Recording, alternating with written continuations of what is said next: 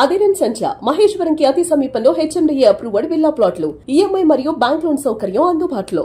కానీ నాన్న అంత పెద్ద స్టారు, భయంకరంగా సంపాదించేశారు. అమ్మ చాలా యంగ్, పెద్ద పెద్ద హాస్పిటల్స్ లేకపోతే వేరే కంట్రీకి తీసుకెళ్ళి ట్రీట్మెంట్ చేస్తే క్యూర్ అవుతుంది, యాజ్ యూజువల్గా ఎప్పుడులాగే అట్లీస్ట్ స్టిక్ అయినా నడుస్తారు అనేవి చెప్పలేదా? లేదు, అట్లా వదిలేశారు అనేది కూడా ఒకటి ఉంది. లేదు, ఇప్పుడు మీకు కేసు ఎలాంటి కేసు అంటే, ఇంగ్లీష్లో సూపర్ మ్యాన్ యాక్ట్ చేసిన క్రిస్టోఫర్ రీవ్స్ అని ఉంటాడు. ఆయన కూడా సేమ్, ఆయన గుర్రం నుండి పడిపోయాడు. వెనకాల L12 L13 అని మీకు వర్టిబ్రే ఉంది కదా, అక్కడ కింద తగిలితే ఈ బొడ్డు కింద నుండి స్పర్శ లేకుండా నర్వ్ కట్ అయిపోయింది. వెనుకోస లోపల ఉండేది కట్ అయిపోయిందంటే మీకు ఎలక్ట్రికల్ పల్సెస్ ఉండదు. అంటే కాలు జరపాలి అని నేను ముందు పెట్టాలన్నా కూడా నాకు బ్రెయిన్కి వెళ్తుంది ఇన్ఫర్మేషన్, వెళ్ళి అది కాంప్రిహెండ్ చేసి నేను చెప్తే కాలు కదులుతుంది. అది మీకు ఇక్కడ L12 L3 I'm not sure. So అది కట్ అయిపోయేసరికి ఏంటంటే సెన్సేషన్ లేదు, ఒకసారి కంప్లీట్లీ డౌన్. సో మేము ఒకసారి ఇక్కడ గాంధీనగర్లో ఉండేటప్పుడు ప్రొద్దున లేచి చూస్తే మొత్తం చీమలు మా అమ్మ కాలు మీద అంతా రక్తం వెళ్తా ఉంది ఫుల్. అంత స్పర్శ అనేది ఉండదు మనిషి, కాలు కట్ చేసినా కూడా తెలియదు, అంత ఇదనమాట. సో అలా పడిపోయింది. అదే I just come back to that. So ఇప్పుడు ఏంటంటే, ఇప్పుడు అక్కడ నుండి హైదరాబాద్ వచ్చాము. హైదరాబాద్ వచ్చిన తర్వాత మళ్ళీ ప్రోగ్రామింగ్ చేశాను, సైబర్ C++ అవన్నీ అయిపోయింది. ఇంకా మా ఫాదర్ అన్నారు, నేను సినిమాలో ఆఫర్ ఇస్తాను రా, యూ వాంట్ జాయిన్ అన్నారు. అనేసరికి అప్పుడు పెద్ద పెద్ద హీరోలు, డైరెక్టర్స్ని ఒక్కొక్క రోజు కలవడం స్టార్ట్ చేశాను. ఏంటండి ఎలా ఉంటుందంటే, చాలా పెద్ద స్టార్స్ కూడా అదే చెప్పారు, నాకు మీ నాన్నకు ఉండే రెస్పెక్ట్ నీకు రాదు.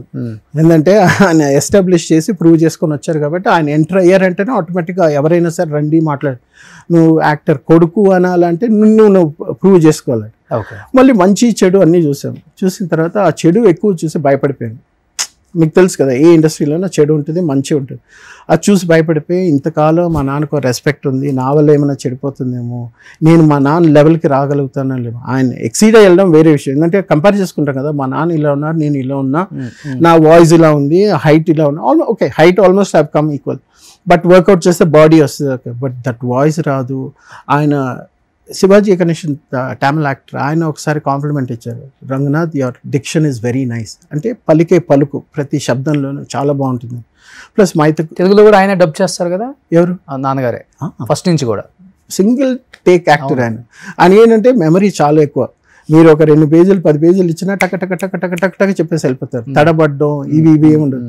డైలాగ్ చదివచ్చామా, ఎవరెక్కడ కూర్చోవాలి, ఏంటి షార్ట్, ఏంటి సీను, మీరేం చెప్తారు, నేను ఎప్పుడు చెప్పాలి, అంతే తప్ప. ఇప్పుడు జూనియర్ ఎన్టీఆర్ ఆయన డాన్స్ గురించి ఎలా మాట్లాడుకుంటారో, ఆయన డైలాగ్స్ గురించి అలాగే.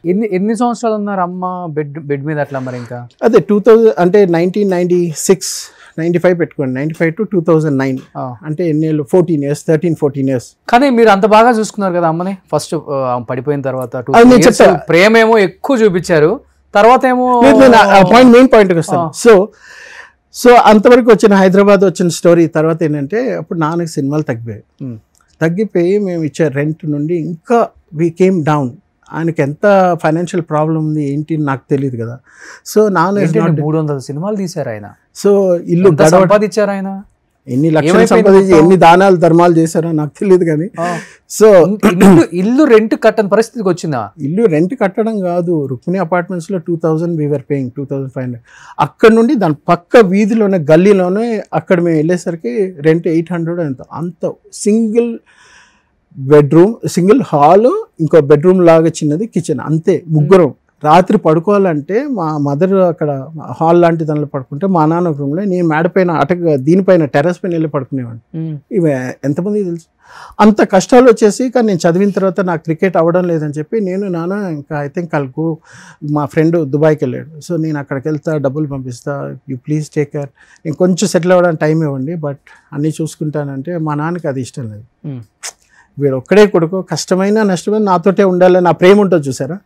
అక్కడ నేను దుబాయ్కి వెళ్ళాను. దుబాయ్కి వెళ్ళి 2 years ఉండి ఆల్మోస్ట్ సెట్ చేసుకున్నాను లైఫ్ ఇంకా మీదట ఎలా ఉండాలి ఏంటని. అది సెట్ చేసుకునే టైంకి ఏంటంటే, మా ఫాదర్కి అప్పుడు రాఘవేంద్రరావు గారు ఆపర్చునిటీ ఇచ్చారు. ఇది శాంతి నివాసం. అది ఈయన ఎస్వి రంగారావు గారితో ఆయన సినిమా తీద్దాం అనుకున్నారు. అది మా నాన్న చెప్పింది నాకు. రాఘవేంద్రరావు గారు ఎస్వి రంగారావు గారితో తీద్దాం అనుకున్నారు, కానీ ఆయన లేరు. కానీ ఇప్పుడు ఒక టీవీ సీరియల్గా తీయాలంటే రంగనాథ్ అయితే బాగుంటుందని ఆయనకి ఛాన్స్ ఇచ్చారు. నేను మొన్న కలిసినప్పుడు లాస్ట్ ఇయర్ ఈ ఇయర్ లాస్ట్ డిసెంబర్లో రాఘవేంద్రరావు గారిని కలిసాను. అప్పుడు ఆయన కూడా అదే అన్నారు, తెలుసా మీ నాన్నకి నేనే ఛాన్స్ ఇచ్చానంటే మనకెందుకు తెలియదు అంత గొప్ప వాళ్ళు కదా. సో నేను అప్పుడు దుబాయ్కి వెళ్ళి దుబాయ్ నుండి అప్పుడే వచ్చాను. వచ్చిన తర్వాత అప్పుడు రాజమౌళి గారి షూటింగ్ శాంతినివాసం ఉంటే రారా ఒకసారి సెట్కి రారా అన్నారు. వెళ్తే రాజమౌళి గారి గురించి బాగా గొప్పగా చెప్పారు. ఇది వెరీ గుడ్ టెక్నీషియన్, చాలా తెలివితేటలు, చాలా బాగుంది, టైం ఎక్కువ తీసుకుంటాడు కానీ ఎలాగ కన్సీవ్ చేయాలి అవన్నీ. నేను చిన్నప్పుడు ఈ సినిమాలు చూసేటప్పుడు ఎవరైనా హీరో అవ్వాలనుకుంటారు, నేనంటే ఒక సీన్ వచ్చిందంటే అది ఎలా పండాలి, స్క్రీన్ ప్లే ఇవన్నీ మాట్లాడాను. దాన్ని బట్టి చూసి మా నాన్నకి ఏంటంటే నాకు కొంచెం టెక్నికల్ సైడ్ అంటే సినిమా డైరెక్షన్ సైడ్ ఒక అవగాహన ఉంది, వీడిని అందులో ఎంకరేజ్ చేస్తే పైకి వస్తాడని. అప్పుడు నన్ను one of the biggest directors ఇండియాలో అప్పుడు మోస్ట్ హ్యాపెనింగ్ డైరెక్టర్ తోటి పంపిస్తానన్నారు. అదే నేను కనుక్కున్న తర్వాత ఇదంతా వద్దు మనకి రాదు, ఆ సెల్ఫ్ రెస్పెక్ట్ ఒరే తురే అనేస్తారు, నన్ను బాగా చూసుకున్నారు, ఎక్కడికి వెళ్ళినా రంగనాథ్ గారు కొడుకుంటే ఒక రెస్పెక్ట్ ఉండేది ఆ రోజుల్లో. సుమన్ టీవీలో మీ పర్సనల్ అండ్ బిజినెస్ ప్రమోషన్స్ కోసం కింది నెంబర్కి కాంటాక్ట్ చేయండి.